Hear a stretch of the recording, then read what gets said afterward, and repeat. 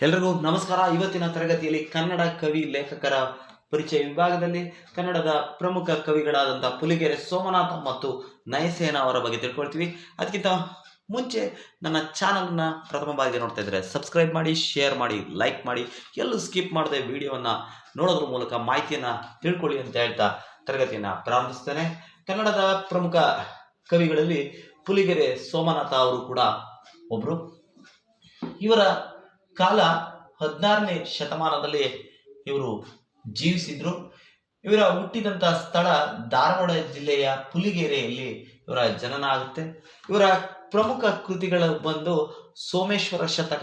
ಈ ಸೋಮೇಶ್ವರ ಶತಕದಲ್ಲಿ 103 ವೃತ್ತಗಳಿವೆ. ಅಂದರೆ ವೃತ್ತಜಾತಿ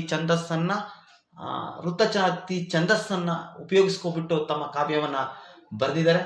ಇವರು ಬರೆದಂತ ಈ ಸೋಮೇಶ್ವರ ಶತಕ ಏನಿದೆ ಕಾವ್ಯ, ಅದರ ಮಧ್ಯದಲ್ಲಿ ಮತ್ತೆ ಭಾವ ವಿಕ್ರೀಡಿತ ವೃತ್ತ ಬರುತ್ತೆ. ಪ್ರಾರಂಭ ಮತ್ತು ಕೊನೆಯಲ್ಲಿ ಷಡ್ದರ ವೃತ್ತವನ್ನ ಬಳಸಿದ್ದಾರೆ. ಇದನ್ನ ನಾವು ಸೋಮೇಶ್ವರ ಶತಕದಲ್ಲಿ ನೋಡಬಹುದು. ಇವರ ಅಂಕಿತ ನಾಮ ಏನು ಅಂದ್ರೆ ಹರಹರ ಶ್ರೀ ಚನ್ನ ಸೋಮೇಶ್ವರ, ಹರಹರ ಶ್ರೀ ಚನ್ನ ಸೋಮೇಶ್ವರ ಅನ್ನುವಂಥದ್ದು ಇವರ ಅಂಕಿತ ನಾಮ. ಇನ್ನ ಮತ್ತೊಬ್ಬ ಕವಿ ನಯಸೇನ ಅವರ ಜೀವಿತ ಕಾಲ 12ನೇ ಶತಮಾನದಲ್ಲಿ ಇವರು ಜೀವಿಸಿದ್ರು. ಇವರು ಹುಟ್ಟಿದಂತ ಸ್ಥಳ ಧಾರವಾಡ ಜಿಲ್ಲೆಯ ಮುಳುಗುಂದದಲ್ಲಿ ಇವರು ಹುಟ್ಟಿದ್ರು. ಇವರ ಕೃತಿ ಧರ್ಮಾಮೃತ. ಈ ಧರ್ಮಾಮೃತ ಕೃತಿ ಚಂಪು ಕಾವ್ಯದಲ್ಲಿದೆ. ಚಂಪು ಕಾವ್ಯದಲ್ಲಿ ಇದನ್ನ ಬರೆದಿದ್ದಾರೆ. ಇದಿಷ್ಟು ಈ ಇಬ್ಬರು ಕವಿಗಳ ಪರಿಚಯ ಆಗಿದೆ. ಮತ್ತೊಮ್ಮೆ ಅವರ ಪರಿಚಯವನ್ನು ನೋಡೋಣ. ಪುಲಿಗೆರೆ ಸೋಮನಾಥ ಇವರ ಜನ್ಮ ಕಾಲ ಅಥವಾ ಜೀವಿಸಿದ ಕಾಲ 16ನೇ ಶತಮಾನದಲ್ಲಿ ಜೀವಿಸಿದ್ರು. ಹುಟ್ಟಿದಂತ ಸ್ಥಳ ಧಾರವಾಡ ಜಿಲ್ಲೆಯ ಪುಲಿಗೆರೆಯಲ್ಲಿ ಹುಡ್ತಾರೆ.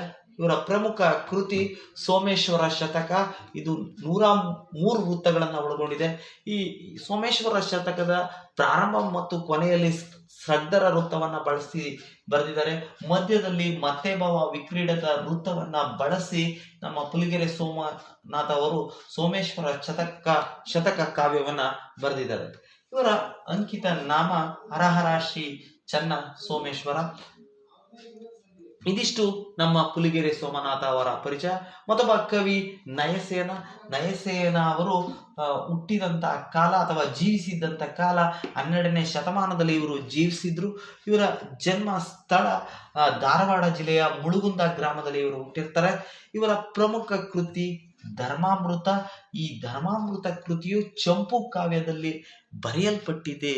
ಇದಿಷ್ಟು ನಮ್ಮ ಕನ್ನಡ ಸಾಹಿತ್ಯದ ಪ್ರಮುಖ ಕವಿಗಳಾದಂಥ ಪುಲಿಗೆರೆ ಸೋಮನಾಥ ಮತ್ತು ನಯಸೇನ ಅವರ ಪರಿಚಯ ಆಗಿದೆ ಅಂತ ಹೇಳ್ತಾ ಇವತ್ತಿನ ತರಗತಿಯನ್ನು ಇಲ್ಲಿಗೆ ಮುಗಿಸ್ತಾರೆ.